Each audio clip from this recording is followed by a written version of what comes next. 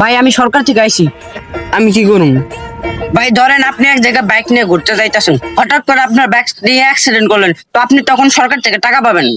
আমি বাইক নিয়ে অ্যাক্সিডেন্ট করুম কেমন? আমার তো বাইকই নাই। আচ্ছা ধরেন আপনি সাইকেল দিয়ে এক জায়গায় ঘুরতে যাইতেছেন, হঠাৎ করে আপনি ট্রাকের সাথে বাধা দিলেন, তখন আপনি অ্যাক্সিডেন্ট হয়ে গেলেন না, তখন আপনি সরকার থেকে টাকা পাবেন। আমার তো সাইকেলও নাই। আচ্ছা ভাই ধরেন আপনি এক জায়গায় হাইডে হাইডে ঘুরতে যাইতেছেন, হঠাৎ করে আপনার ট্রাক বাজায় দিল, তখন আপনি অ্যাক্সিডেন্ট হলেন না, তখন সরকার থেকে টাকা পাবেন। হাইটে হাইটে যাম, অটোতে যাম।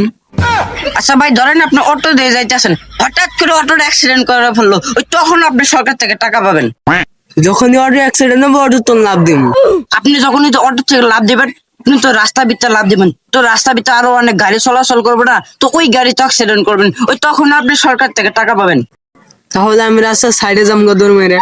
এই রে বল, আপনি নাকি সরকারি খাতায় নাম উঠাবেন? না, আমরা সরকারি খাতায় নাম উঠাম না। তাহলে তখন আমার সময় নষ্ট করতেছিলেন কে লিগা? प्रभु हे हरि राम कृष्ण जगन्नाथ प्रेमानंद ये क्या हुआ।